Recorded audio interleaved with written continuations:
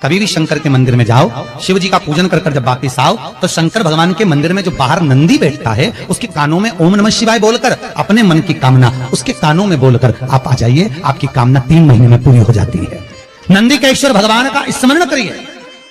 अगर 7 बेलपत्र आप शंकर को समर्पित करते हो तो 1 बेलपत्र नंदी भगवान पर भी अवश्य समर्पित करें। नंदीश्वर भगवान शिव को समर्पण,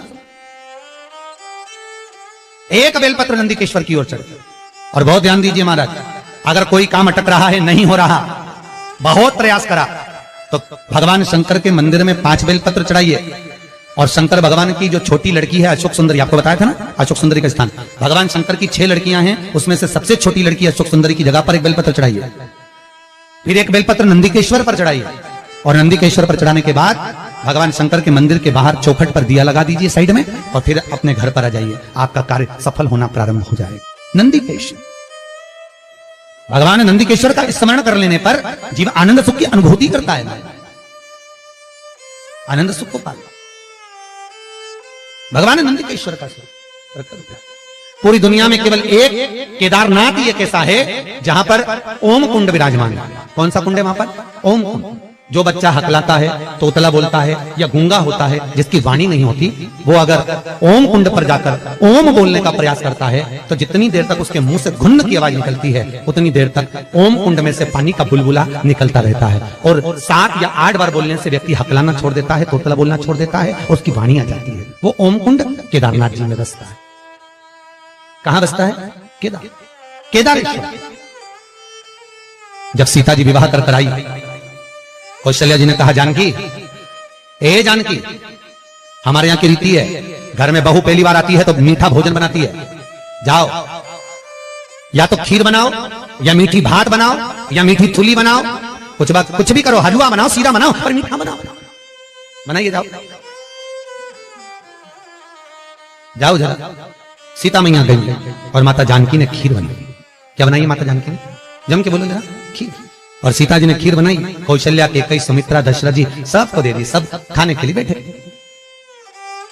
अब जैसे ही खीर खाने के लिए बैठते तुरंत एक तेज हवा का संचार हुआ। बहुत तेज हवा चली, बहुत तेज। और जैसे ही हवा चली, एक कचरा दशरथ जी के कटोरे में खीर में जाकर गिर गया। एक तिनका, एक कचरा दशरथ जी के कटोरे। सीता जी खीर परोसकर इधर से निकल रही थी, उन्हें दशरथ जी के कटोरे में खीर में तिनका देखा, कचरा देखा।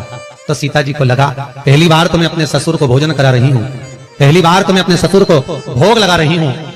अगर ससुर के कटोरे में कचरा दिखेगा, तिनका दिखेगा, तो ससुर क्या कहेंगे? ये ससुर कहेंगे क्या कि मेरी बहू ने मुझे खाना दिया, भोजन दिया और उसमें भी कचरा दे दिया, और पहली बार तो मैं भोजन दे रही हूं, करूं क्या?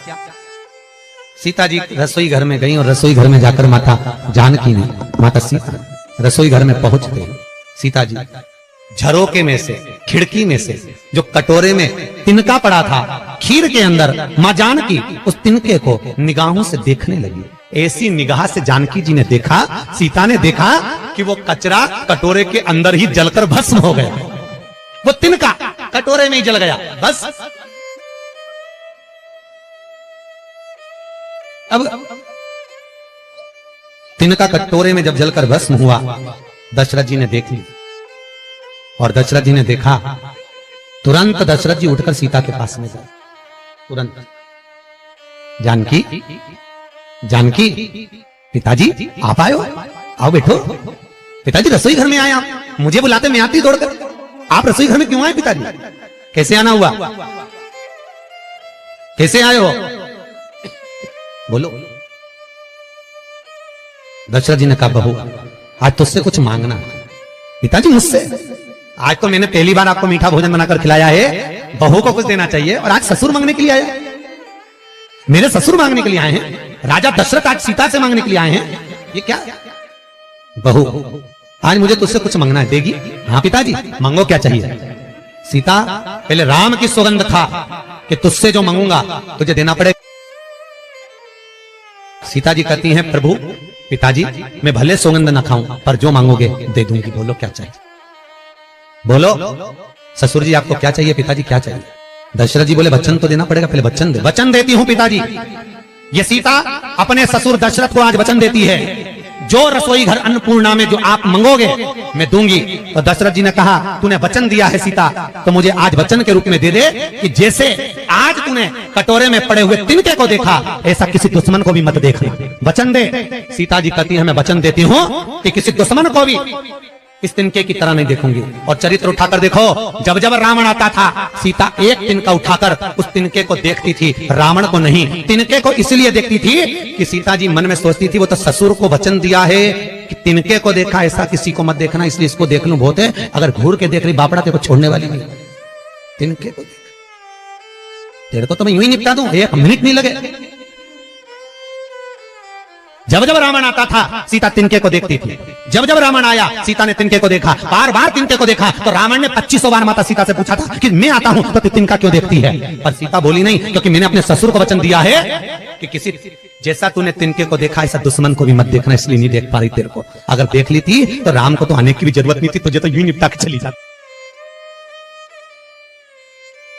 श्री